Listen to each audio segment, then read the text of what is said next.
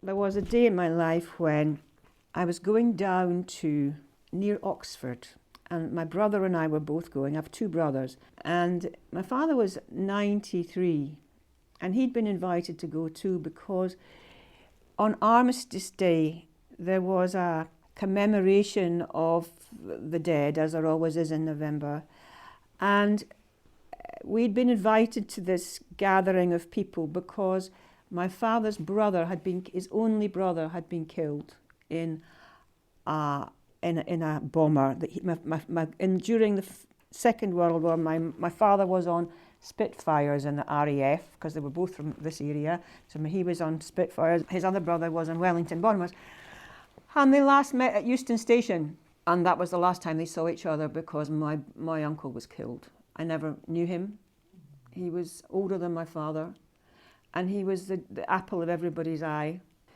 And my grandfather went down to Bicester to bury his son, but my grandmother only had one travel warrant in those days, so only one could go. So my grandmother never got over it, ever got over any of it, and she wept every day. And it was a shadow in our family, and my father had to bear that. And things that landed on me were to do with his relationship with his mother, because that's how intergenerational trauma works. But I didn't really fully understand it at the time, nor was I interested really when I was a young woman. I just, get off my back, Dad, leave me alone. And, can you just not understand me a bit? And I used to say to my mother in my adolescence, why did you marry him, that Mum? No. My mother would just say, she'd always say, just leave Dad to me. I'd say, okay. In other words, don't you get so feisty, because I was a feisty creature. My brother and I, my younger brother and I, are going down to this gathering in Oxford to be part of the commemoration of this. And I've been invited to speak. There's only 5 people in this aeroplane, and my uncle was one of them, and there were 4 other people, and all the rest of them weren't Scottish. This was only a Scottish guy.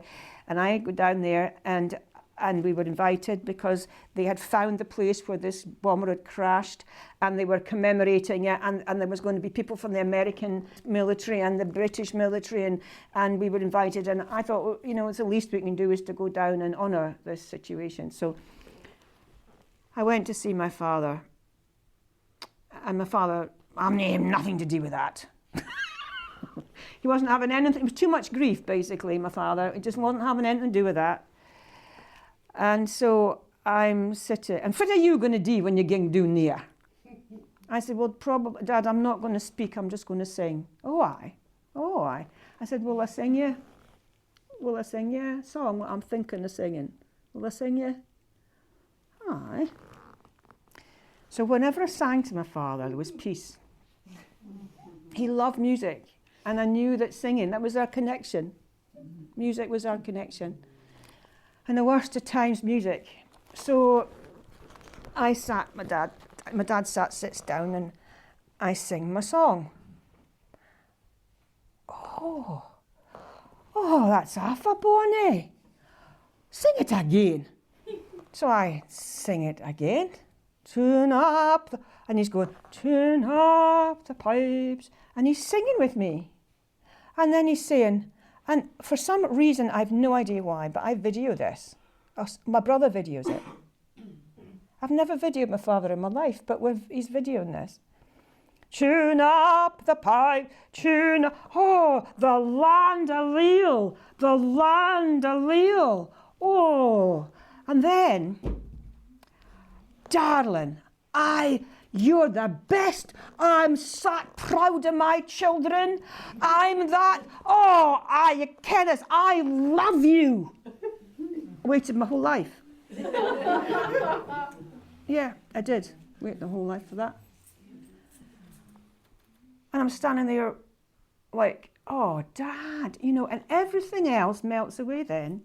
Any resentments, any fears, And I gave him a big hug. He said, now you look after your brother. Oh, yeah, well, I've always looked after my younger brother because he's got a disability, and he's, but he's coming with me. We were both going.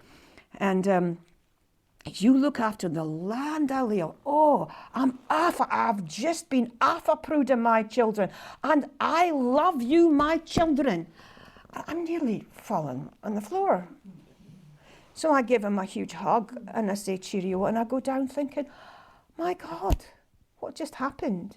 And we went down, me and my brother, and I sang and I spoke about it. I sang in the church. There's all these people there. I managed to do it. I come back to the bed and breakfast and I'm ringing my dad. For the first time in my life, I'm ringing him and I can't wait to talk to him. I said, how did you get on?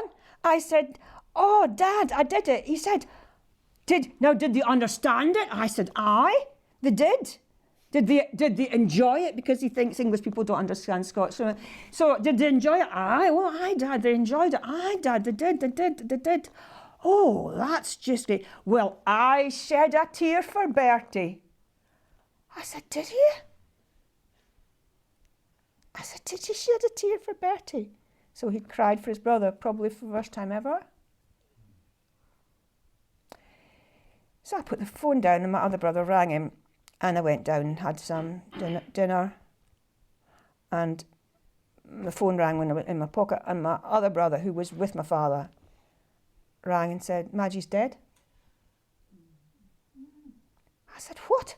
I've just spoken to him half an hour ago.